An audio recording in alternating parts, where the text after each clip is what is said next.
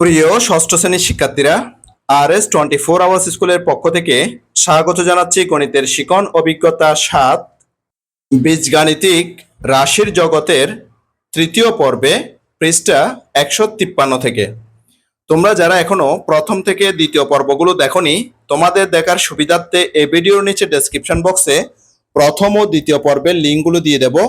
তোমরা তোমাদের সুবিধা মতো দেখে নিতে পারবে। আজকের পর্বে সমাধান করাবো 153 পৃষ্ঠার ধ্রুবক অর্থাৎ কনস্ট্যান্ট হতে। আজকের ক্লাসটি শুরু করার আগে তোমাদের কাছে একটা রিকোয়েস্ট থাকবে, তোমরা যারা এখনো আমার চ্যানেলটি সাবস্ক্রাইব করনি তাড়াতাড়ি সাবস্ক্রাইব করে যুক্ত হয়ে যাও। গণিত সহ বিভিন্ন বিষয়ের ক্লাস দেখে নিজেদের যোগ্যতা বাড়াও। চলো এবার আজকের ক্লাসটিকে সামনের দিকে এগিয়ে নেওয়া যাক। ধ্রুবক, ইংরেজিতে যাকে বলা হয় কনস্ট্যান্ট। আলো চিনলে যেমন অন্ধকারকেও চিনতে হয়, ঠিক তেমনিভাবে চলককে চিনলে ধ্রুবক অর্থাৎ কনস্ট্যান্ট সম্পর্কে আমাদের জানা প্রয়োজন। আমরা যেহেতু চলক চিনেছি আগে, অর্থাৎ ভেরিয়েবল সম্পর্কে ধারণা নিয়েছি, ঠিক একইভাবে আমাদের চলক চিনলে কিন্তু আমাদেরকে ধ্রুবকও কিন্তু চিনতে হবে। চলকের মতো ধ্রুবকও হলো পরিমাপযোগ্য রাশি যার মান পরিবর্তনশীল নয়। এটা মনে রাখতে হবে প্রিয় শিক্ষার্থীরা, ধ্রুবক কিন্তু পরিবর্তনশীল নয়, অর্থাৎ ধ্রুবকের মান পরিবর্তনশীল নয়, এটা তোমাদেরকে অবশ্যই মনে রাখতে হবে। আমরা যে সকল সংখ্যা নিয়ে কাজ করি, যেমন 1 2 3 4 এভাবে চলমান, 100 অর্থাৎ 100 200 300 400 500 এভাবে চলমান, যে 600 এরপরে 1000 2000 এভাবে যত সংখ্যা আমরা লিখতে থাকি, 1 লাখ 2 লাখ 3 লাখ এভাবে 10 লাখ 15 লাখ 20 লাখ, অর্থাৎ যেটা একদম চলমান থাকবে এই সংখ্যাগুলো এরা সবাই এক একটা ধ্রুবক, অর্থাৎ এদের প্রত্যেকের একটা নির্দিষ্ট মান আছে। যেমন 1 মানে হচ্ছে 1 এর মাধ্যমে আমাকে 1 কে বোঝাতে হবে। 2 হলে 2, অর্থাৎ এদের মানটা হচ্ছে একদম নির্দিষ্ট। যেমন এখানে যদি আমি 100 বলি 100ই হবে, অর্থাৎ এটা নির্দিষ্ট মান। অর্থাৎ ধ্রুবক সবসময় কি নির্দিষ্ট মান বহন করবে, ধারণ করবে, কারণ এদের মানের কোনো পরিবর্তন ঘটে না, অর্থাৎ ধ্রুবকের মানের কোনো পরিবর্তন ঘটে না। আমি যদি তোমাকে 5টা বইয়ের কথা বলি, এই 5টা বই মানে 5টা বই, এখানে কোনো 6টাও হবে না 10টাও হবে না, অর্থাৎ এটা কোনো পরিবর্তন করা যাবে না। তোমার মন খারাপ করা বন্ধু সকালবেলা তোমাকে এসে এক শালিক দেখেছি বললে তুমি ঠিক একটা শালিকে কল্পনা করে নেবে, 5টা কিংবা 10টা নয়। তোমার বন্ধু তোমাকে একটা শালিক দেখেছে বলছে, তুমি কিন্তু অবশ্যই একটা শালিকের কথাই তুমি চিন্তা করবে। তুমি কখনো চিন্তা করবে না যে কি এখানে আমার বন্ধু আমাকে 5টা শালিকের কথা বলেছে কিংবা 10টা শালিকের কথা বলেছে, এটা কিন্তু তুমি কখনোই কিন্তু কল্পনাও করবে না, এবং মনের মধ্যে সেই বিষয়টা নিয়ে, অর্থাৎ একটার বেশি কোনো বিষয় নিয়ে তুমি কিন্তু ভাববে না। এখানে এই কথাটাই বলা হচ্ছে। কারণ কি?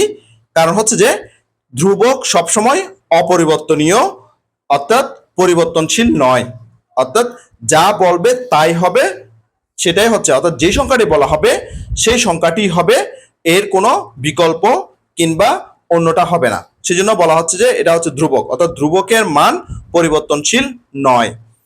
এই সংখ্যাগুলো এককবিহীন, অর্থাৎ আমরা যে একটা শালিকের কথা বলছি বা একটা শালিকের কথা কল্পনা করছি, হ্যাঁ, তারপর হচ্ছে এখানে 5টা কিংবা যে 10টা আমরা নয় বলতেছি, এগুলো হচ্ছে কি এককবিহীন। একক আছে এমন ধ্রুবক খুঁজে পাওয়া খুবই কঠিন কিছু নয়। অর্থাৎ আমরা যে এখানে 1 2 3 4 এরপর 10 এরপর 100 এরপর হচ্ছে 500 এরপর হচ্ছে 1000 এরপর হচ্ছে 1 লাখ 10 লাখ এগুলো যে আমরা বলতেছি, এগুলোর মধ্যে কোনো কিন্তু কি নাই, একক নাই। হ্যাঁ, এই সংখ্যাগুলো এককবিহীন। আবার একক আছে এমন ধ্রুবক খুঁজে পাওয়া খুব কঠিন কিছু নয়, অর্থাৎ একক সহ কিন্তু আমাদের ধ্রুবক রয়েছে। এই যেমন ধরো 0 ডিগ্রি সেলসিয়াসে বাতাসে শব্দের বেগ 332 মিটার পার সেকেন্ড বললে তুমি এই নির্দিষ্ট গতিকেই শব্দকে চলতে কল্পনা করবে। অর্থাৎ এখানে যে বাতাসের একটা বেগ কিন্তু আমাদেরকে দেওয়া আছে, যে 0 ডিগ্রি সেলসিয়াস তাপমাত্রায় বাতাসের শব্দের বেগ হবে কি 332 মিটার পার সেকেন্ড। এটা বললে যে আমরা এটাকেই শুধুমাত্র কল্পনা করব, এটার চাইতে অন্য কাউকে কিন্তু এখানে বা অন্য কোনো সংখ্যাকে আমরা কিন্তু কল্পনা করতে পারবো না।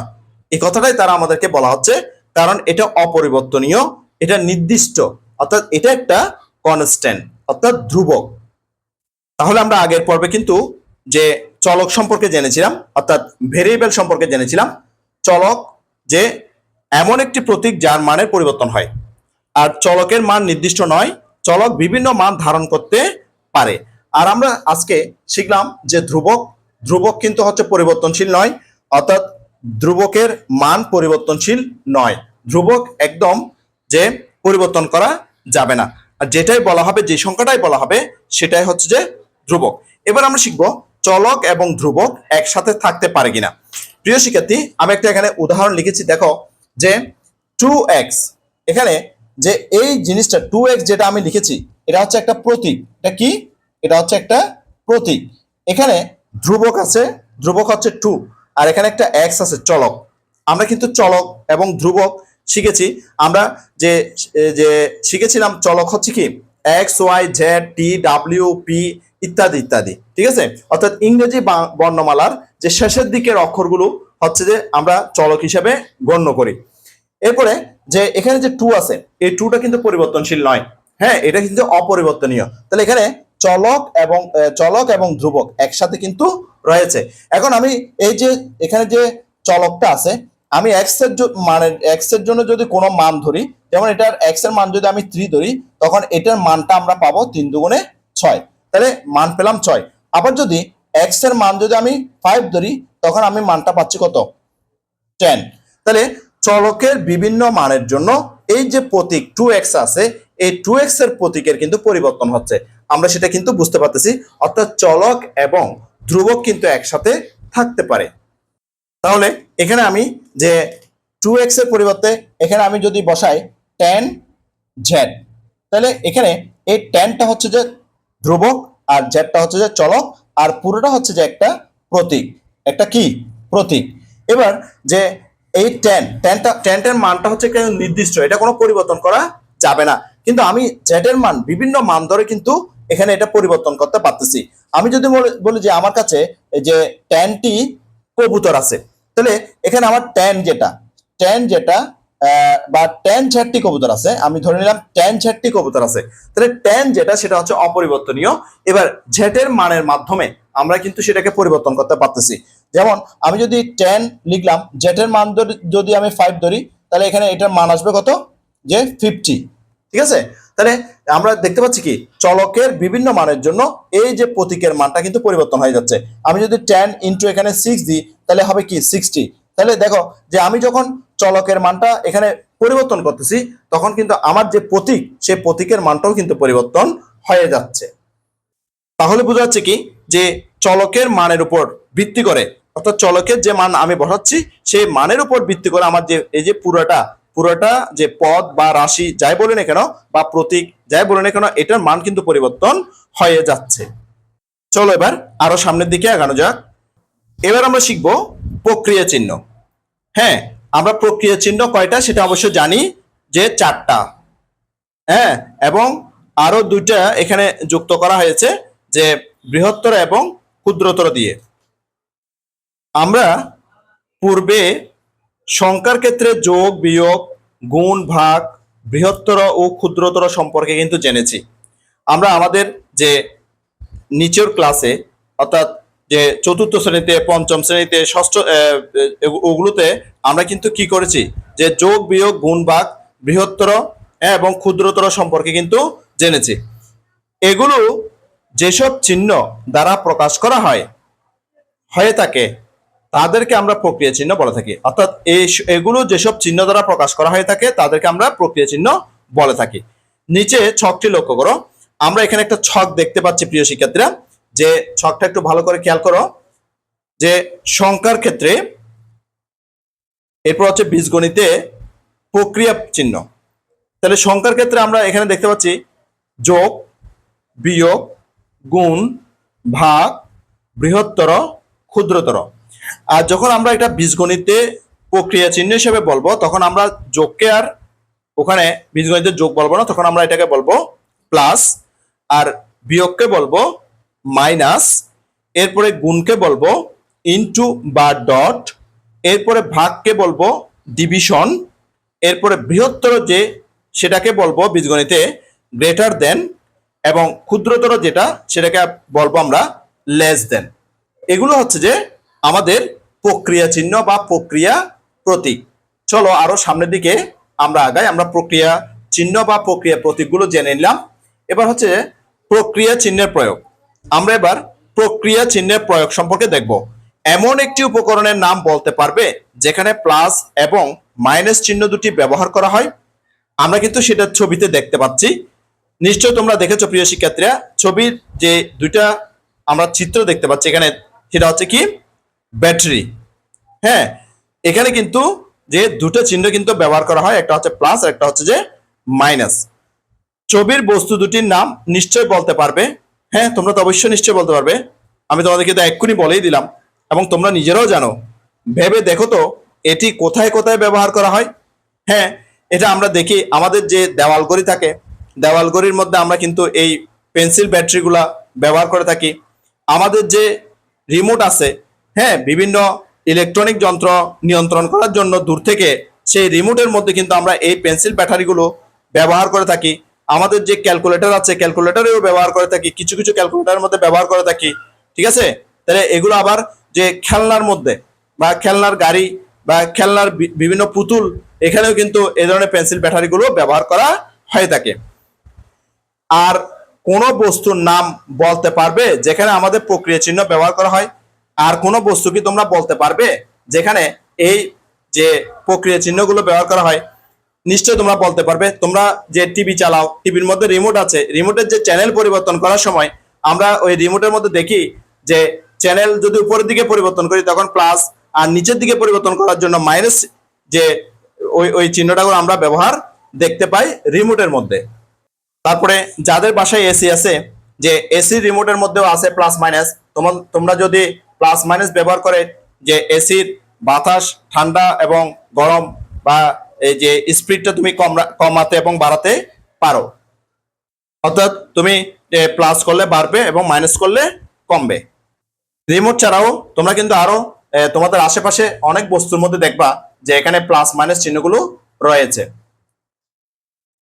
এবার বলা হচ্ছে যে চলো এবার বিভিন্ন প্রক্রিয়া চিহ্ন ব্যবহার করে এক্স ও ওয়াই চলক দুটির মধ্যে নানা রকম সম্পর্ক নিচের ছকে তৈরি করি। আমরা এবার এক্স ও ওয়াই চলক দুটির মধ্যে নানা রকম সম্পর্ক নিচের ছক তৈরি করব।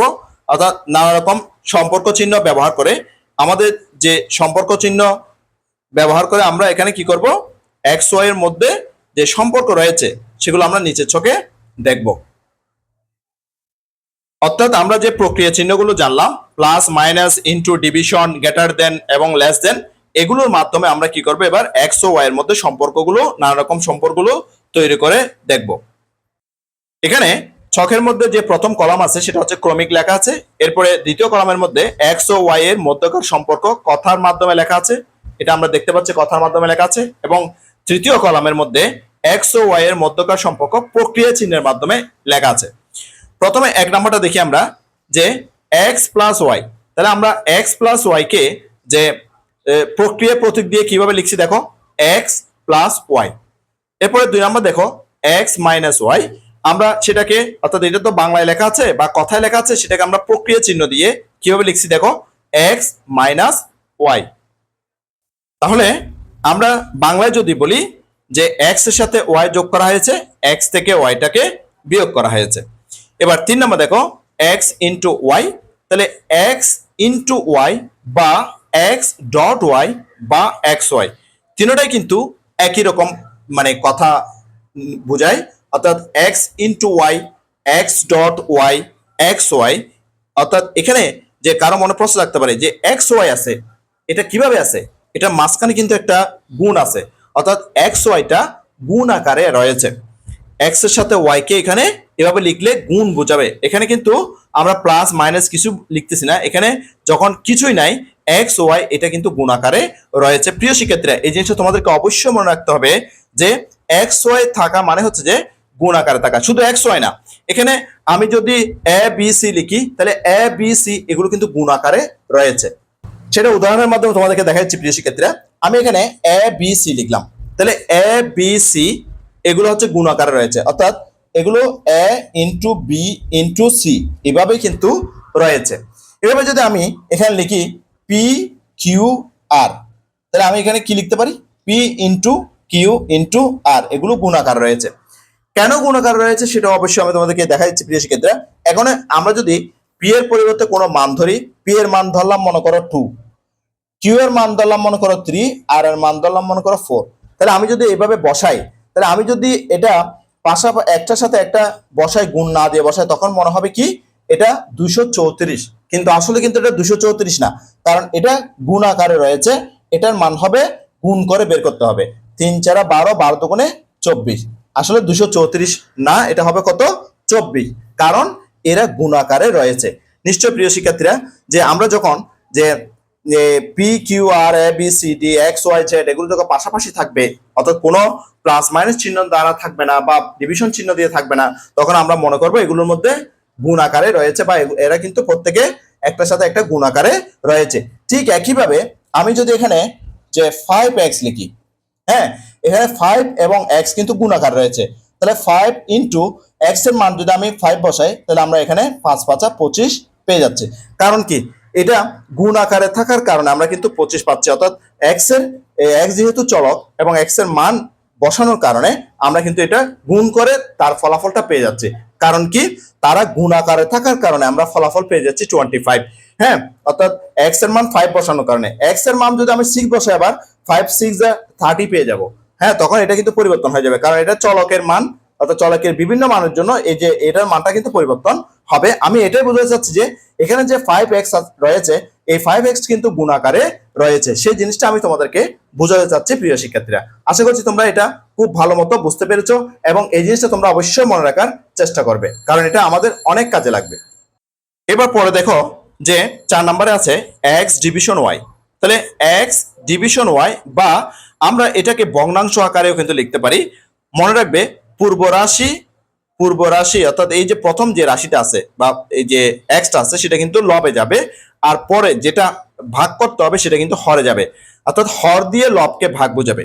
তাহলে আমরা এক্স ডিভিশন ওয়াই কে আমরা এক্স বাই ওয়াই হিসেবেও লিখতে পারি, এটাও তোমরা অবশ্যই মনে রাখবে। এবার দেখো 5 নাম্বার এক্স ইন্টু 5, তাহলে আমরা এক্স ইন্টু 5 বা এক্স ডট 5 বা 5x, কিছুক্ষণ আগে সেটা আমি তোমাদেরকে কিন্তু লিখেছি। একটু জিনিস প্রিয় শিক্ষার্থী মনে রাখবে, কিন্তু x5 লেখা হয় না, কারণ ইন্টু বা গুণের ক্ষেত্রে প্রথমে সংখ্যা প্রতীক ও পরে অক্ষর প্রতীক লেখা হয়, এটাও মনে রাখতে হবে তোমাদেরকে প্রিয় শিক্ষার্থীরা। আমরা যখন x ইন্টু 5 লিখবো, তখন এটার যখন ফলাফলে চলে আসবো, তখন কিন্তু আমরা 5x লিখবো। হ্যাঁ, যেমন x ইন্টু 5 বা এক্স ডট 5, এই দুইটা যে কোনো একটা লিখি না কেন, তখন যেটার ফলাফল আমরা লিখবো তখন কিন্তু 5x লিখবো। অর্থাৎ সংখ্যা প্রতীককে আগে লিখবো আর যে চলক থাকবে চলকটাকে পরে লিখবো। হ্যাঁ, এইভাবে লিখতে হবে। হ্যাঁ, যেমন এখানে আরো কিছু উদাহরণ দিয়েছে 3x, তাহলে সংখ্যাটা আগে চলকটা পরে। 10y, সংখ্যাটা আগে চলকটা পরে। 9z, সংখ্যাটা আগে চলকটা পরে। এরকম আমরা ইত্যাদি ইত্যাদি অনেকগুলো জিনিস লিখতে পারি। এবার হচ্ছে কি 6 নাম্বার, এক্স ওয়াই এর চেয়ে বড়, অর্থাৎ এক্স ওয়াই এর চেয়ে বড়। আমরা যখন এক্স ওয়াই এর চেয়ে বড় লিখবো, তখন লিখবো X greater than Y, X greater than Y লিখবো। এবার 7 নাম্বার দেখো এক্স ওয়াই এর চেয়ে ছোট, আমরা যখন এক্স ওয়াই এর চেয়ে ছোট লিখবো, তখন আমরা লিখবো এক্স লেস দেন ওয়াই, অর্থাৎ এক্স ওয়াই অপেক্ষা ছোট। এভাবে আমরা এগুলা অর্থাৎ সংখ্যা প্রতীক ব্যবহার করে আমরা চলকগুলোকে লিখতে পারি। এবার চলো আরো সামনের দিকে আগাই। এবার আমাদের জন্য খুব গুরুত্বপূর্ণ বীজগণিতীয় রাশি, পদ ও সহগ, এই জিনিসটা আমাদেরকে খুব ভালো মতো বুঝতে হবে, জানতে হবে এবং শিখে রাখতে হবে। সংখ্যার গল্পে তোমরা 2 বা ততোধিক অঙ্ক বা সংখ্যার সমন্বয়ে অসংখ্য গাণিতিক সম্পর্ক তৈরি করেছ, যেমন 3 যোগ ব্র্যাকেট দিয়ে 4 গুণ 5 ব্র্যাকেট শেষ করে বিয়োগ 6। তাহলে এখানে আমরা একটা গাণিতিক সম্পর্ক তৈরি করেছি। এবার আরেকটা গাণিতিক সম্পর্ক দেখো, 100 বিয়োগ 25 যোগ 8 ভাগ 7 ইত্যাদি। এখানে আরেকটা গাণিতিক সম্পর্ক এখানে রয়েছে। এই সম্পর্কগুলো 3, 4, 5, 6, 125 এবং 8 ও 7, হ্যাঁ, অর্থাৎ এখানে যেগুলো আছে ইত্যাদি অঙ্ক বা সংখ্যা দিয়ে তৈরি করা হয়েছে। হ্যাঁ, এখানে আমরা 3 দিয়ে তৈরি করেছি, 4 দিয়ে, 5 দিয়ে, 6 দিয়ে, 100 দিয়ে, 25 দিয়ে, 8 দিয়ে, 7 দিয়ে এই সম্পর্কগুলো তৈরি করেছি। আর এগুলো হচ্ছে যে বিভিন্ন অঙ্ক এবং সংখ্যা, বিভিন্ন অঙ্ক এবং সংখ্যা এগুলো দিয়ে আমরা তৈরি করেছি। লক্ষ্য করে দেখো, অঙ্ক বা সংখ্যাগুলোর মাঝে আমরা যোগ, বিয়োগ, গুণ, ভাগ ইত্যাদি প্রক্রিয়া চিহ্ন ব্যবহার করে গাণিতিক সম্পর্ক তৈরি করা হয়েছে। তাহলে আমরা গাণিতিক সম্পর্ক তৈরি করার জন্য প্রক্রিয়া প্রতীক ব্যবহার করেছি। কি ব্যবহার করেছি প্রিয় শিক্ষার্থীরা? প্রক্রিয়া প্রতীক ব্যবহার করেছি। কি কি প্রক্রিয়া প্রতীক ব্যবহার করেছি? যোগ, বিয়োগ, গুণ এবং ভাগ এই প্রক্রিয়া প্রতীকগুলো আমরা ব্যবহার করেছি। একইভাবে বীজগণিতীয় প্রক্রিয়া চিহ্ন, সংখ্যাসূচক প্রতীক বা চলক, ধ্রুবক ইত্যাদি ব্যবহার করে এক ধরনের রাশি তৈরি করা হয়, যা বীজগাণিতিক রাশি, অর্থাৎ ইংরেজিতে যাকে বলা হয় অ্যালজেব্রিক এক্সপ্রেশন হিসেবে আমরা জানি। অ্যালজেব্রিক এক্সপ্রেশন হিসেবে আমরা জানি, অর্থাৎ বীজগাণিতিক রাশি হিসেবে জানি। একটি কথা অবশ্যই মনে রাখতে হবে, বীজগাণিতিক রাশিতে অবশ্যই এক বা একাধিক চলক থাকতে হবে। এখানে কিন্তু চলক থাকবে। কি থাকতে হবে প্রিয় শিক্ষার্থীরা? চলক থাকতে হবে। আমরা এখন যে বীজগণিতীয় রাশির উদাহরণগুলো দেখব। দেখো প্রিয় শিক্ষার্থীরা, এখানে যে প্রথম যে উদাহরণটা দেওয়া আছে সেটা হচ্ছে যে 2x + 5। এখানে দুইটা পদ আছে এবং একটা চলক আছে, সেটা হচ্ছে x। পরেরটা দেখো 3x + 2y। এখানে দুইটা পদ আছে, এখানে দুইটা চলক আছে এবং দুইটা সহগ আছে। এই যে x এর সহগ 3, y এর সহগ হচ্ছে 2, আর এখানে x এর সহগ হচ্ছে 2।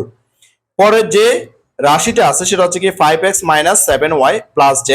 এখানে যে তিনটা পদ আছে এবং তিনটা চলক আছে, একটা x চলক, আরেকটা y চলক, আরেকটা হচ্ছে যে z চলক, আর এখানে তিনটা পদ রয়েছে।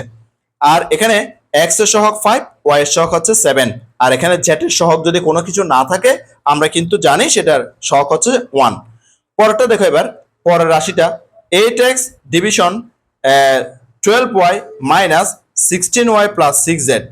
এখানে কিন্তু যে পদ সংখ্যা হচ্ছে দুইটা, অর্থাৎ এখানে এই যে ভাগ চিহ্ন দিয়ে এখানে পদটা দুইটা মিলে একটা, আর এখানে গুণ চিহ্ন দিয়ে এই দুইটা মিলে একটা পদ, আর এখানে মাইনাস দ্বারা দুইটা পদকে আলাদা করে বোঝানো হয়েছে।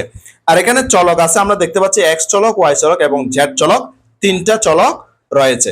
তাহলে এইগুলো হচ্ছে যে রাশি। অর্থাৎ আমরা প্রথমে আজকে আমরা ক্লাসের মধ্যে রাশি সম্পর্কে জানলাম। তোমাদেরকে কিন্তু আমি রাশির চাইতেও এখানে যে পদ এবং সহগ সম্পর্কেও হালকা ধারণা তোমাদেরকে আমি দিয়ে দিয়েছি। এই সম্পর্কে আমরা কিন্তু আরো বিস্তারিত পরের ক্লাসগুলোতে জানতে পারবো। এবার আমাদেরকে একটা জোড়াই কাজ করতে দিয়েছে, বলেছে যে দেখো জোড়াই কাজের মধ্যে কি করতে বলছে সেটা একটু দেখে নি। বলছে যে একাধিক চলক ব্যবহার করে কমপক্ষে 10টি বীজগাণিতিক রাশি তৈরি করে খাতায় লেখো, তারপর পরস্পর খাতা বিনিময় করে একে অপরের ভুল ত্রুটি চিহ্নিত করো। প্রিয় শিক্ষার্থীরা, আমি তোমাদের জন্য 10টি বীজগণিতিক রাশি খাতায় লিখে দেখাচ্ছি। দেখো প্রিয় শিক্ষার্থীরা, আমি তোমাদের জন্য জোড়াই কাজের সমাধানটা করে দিলাম। এখানে আমি 10টি বীজগণিতিক রাশির উদাহরণ দিয়েছি। প্রথমে যে রাশিটা লিখেছি সেটা হচ্ছে কি 5x - 2। এখানে এটা যে বীজগণিতিক রাশি বা বীজগণিতীয় রাশি সেটা তুমি কিভাবে বুঝবে? এখানে যে রাশিটা লিখেছি আমি সেখানের মধ্যে চলক থাকতে হবে। কি থাকতে হবে? চলক থাকতে হবে। যেমন 5 এর সাথে x একটা চলক আছে, চলক একটা হলেও থাকতে হবে, যদি না থাকে সেটা বীজগণিতিক রাশি হবে না। দ্বিতীয় নম্বরে লিখেছি 6x + 2y। তাহলে এখানে আমি দুইটা চলকের সমন্বয়ে এটা লিখেছি এবং প্রক্রিয়া চিহ্ন প্লাস ব্যবহার করেছি, আর উপরটাতে মাইনাস ব্যবহার করেছি। তাহলে আমরা প্রক্রিয়া চিহ্ন ব্যবহার করব এবং চলক ব্যবহার করব, সহগ ব্যবহার করব, সংখ্যা ব্যবহার করব, ধ্রুবক ব্যবহার করব। অর্থাৎ সেখানে চলক অবশ্যই ব্যবহার করতে হবে, চলক অবশ্যই ব্যবহার করতে হবে, একটা হলেও ব্যবহার করতে হবে। যদি চলক ব্যবহার করা না হয় তাহলে কিন্তু এটা কি হবে না? বীজগাণিতিক রাশি হবে না। এবং প্রক্রিয়া প্রতীকও ব্যবহার করতে হবে, যেমন প্লাস, মাইনাস, ইনটু, ডিভিশন এগুলো ব্যবহার করতে হবে। সেজন্য আমি 3 নম্বরে দিয়েছি দেখো 7x - 4y + z। এখানে আমি তিনটা চলক ব্যবহার করেছি এবং দুইটা প্রক্রিয়া প্রতীক বা প্রক্রিয়া চিহ্ন ব্যবহার করেছি। এবার 4 নাম্বার দেখো, 4 নাম্বার আমি লিখেছি 8y plus 5t minus 7q। তাহলে এখানে আমি কয়টা চলক ব্যবহার করছি প্রিয় শিক্ষার্থীরা? এখানে আমি 3টা চলক ব্যবহার করছি, y, t এবং q, এবং 2টা প্রক্রিয়া প্রতীক এখানে ব্যবহার করেছি। নিশ্চয় তোমরা এটা দেখতে পাচ্ছ। এরপর দেখো 5 নম্বরে আমি লিখেছি 5p plus 7q minus 8r। তাহলে আমি এখানে কয়টা চলক ব্যবহার করছি? এখানে p, q এবং r 3টা চলক ব্যবহার করছি এবং 2টা প্রক্রিয়া চিহ্ন ব্যবহার করেছি। এবারে 6 নাম্বার যে উদাহরণটা দিয়েছি সেটা হচ্ছে কি 9x division 2y plus 8x into 3z। তাহলে আমি এখানে কয়টা প্রক্রিয়া প্রতীক ব্যবহার করছি? এখানে আমি 3টা প্রক্রিয়া প্রতীক ব্যবহার করছি, ডিভিশন, প্লাস এবং ইন্টু। আর কয়টা চলক ব্যবহার করছি? এখানে আমি x চলক, y চলক এবং z চলক, অর্থাৎ 3টা চলক এখানে আমি ব্যবহার করেছি। এরপরে 7 নম্বর যে উদাহরণটা লিখেছি সেটা হচ্ছে কি x প্লাস 3y মাইনাস 5। এখানে আমি 2টা প্রক্রিয়া প্রতীক ব্যবহার করছি এবং 2টা চলক ব্যবহার করছি আর একটা ধ্রুবক ব্যবহার করেছি। শুধু ধ্রুবক ব্যবহার করলে কিন্তু কি হবে না, বীজগাণিতিক রাশি হবে না, সেটা আমি তোমাদেরকে বারবারই বলতেছি। এরপর দেখো যে 8 নাম্বার, সেখানে লিখেছি 10x into 5y minus 3y division 3z।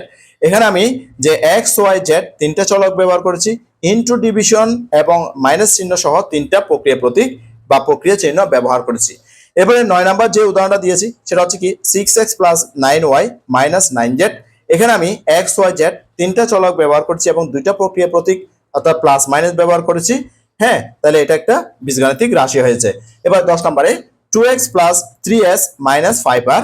এখানে আমি 3টা চলক ব্যবহার করছি, x, এরপর হচ্ছে s এবং r, এবং 2টা প্রক্রিয়া প্রতীক প্লাস এবং মাইনাস ব্যবহার করছি। এবং এখানে প্রিয় শিক্ষার্থী, তোমাদেরকে বারবার করে বলতেছি, যেটা জিনিস মনে রাখতে হবে, অবশ্যই এখানে চলক ব্যবহার করে তোমাকে বীজগাণিতিক রাশিগুলো লিখতে হবে।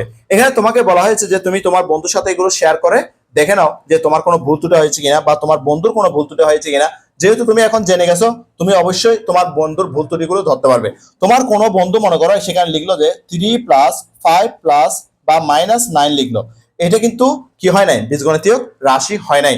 এটা কিন্তু বীজগণিতীয় রাশি হয় নাই, এটা কাটা। অর্থাৎ তুমি যেহেতু বুঝতে পারছো যে এখানে চলক ব্যবহার করতে হবে, যেহেতু ও চলক ব্যবহার করে নাই, তাহলে এটা বীজগণিতীয় রাশি হয় না বা বীজগণিতিক রাশি হয় নাই। আশা করছি প্রিয় শিক্ষার্থীরা এই সমস্যার সমাধানটি তোমরা খুব ভালো মতো বুঝতে পেরেছো। পুরো সমাধানটিকে আমি তোমাদের জন্য একটু ছোট করে দেখাচ্ছি, যাতে তোমরা সঠিক এবং নির্ভুলভাবে পুরো সমাধানটা লিখে নিতে পারো। আশা করছি প্রিয় শিক্ষার্থীরা ইতিমধ্যে তোমরা পুরো সমাধানটি অর্থাৎ 10টি বীজগণিতিক রাশির যে উদাহরণ লিখতে বলা হয়েছে সেই উদাহরণটি তোমরা লিখে নিয়েছো। এরই মাধ্যমে আমরা 155 পৃষ্ঠার জোড়ায় কাজটা সমাধান করে নিলাম। আশা করছি তোমরা জোড়ায় কাজটা খুব ভালো মতো করে নিয়েছো এবং আজকের ক্লাসটিও তোমরা অনেক ভালোভাবে বুঝতে পেরেছো। তাই আজকের ক্লাসটি তোমাদের কাছে অনেক অনেক চমৎকার লেগেছে। আজকের ক্লাসটি এই পর্যন্ত। আমি আগামী ক্লাসে 155 পৃষ্ঠার একক কাজ থেকে শুরু করব। গণিতের শিখন অভিজ্ঞতা 7 বীজগাণিতিক রাশির জগতের চতুর্থ পর্বটি দেখার আমন্ত্রণ জানাচ্ছি। সাথে সাথে গণিতের অন্যান্য ক্লাসগুলো দেখারও অনুরোধ জানাচ্ছি এবং গণিত ছাড়াও বিভিন্ন বিষয়ের ক্লাসগুলো দেখারও অনুরোধ জানাচ্ছি। ইতিমধ্যে তোমরা যারা আমার চ্যানেলটি সাবস্ক্রাইব করে আমার ক্লাসগুলো নিয়মিত দেখতেছো, তোমাদেরকে আমার অন্তরের অন্তঃস্থল থেকে অসংখ্য অসংখ্য ধন্যবাদ। আর যারা সবেমাত্র আজকে প্রথমবার আমার ক্লাসটি দেখলা, তোমাদের প্রতি অনুরোধ রইল তোমরা আমার চ্যানেলটি সাবস্ক্রাইব করে পাশের নোটিফিকেশন অল করে বেল বাটনটিকে বাজিয়ে দাও। আর তোমার বন্ধুদের সাথে ও আত্মীয়স্বজনের সাথে ক্লাসগুলো বেশি বেশি শেয়ার করো, যাতে করে তারাও তোমার মতো দেখে উপকৃত হয়। গণিতের শিখন অভিজ্ঞতা 7 বীজগাণিতিক রাশির জগতের চতুর্থ পর্বটি দেখার আমন্ত্রণ জানিয়ে আজকের ক্লাস থেকে এখানে বিদায় নিচ্ছি। সবাই ভালো থাকবা, সুস্থ থাকবা, অবশ্যই নিরাপদে থাকবা। সবাইকে ধন্যবাদ।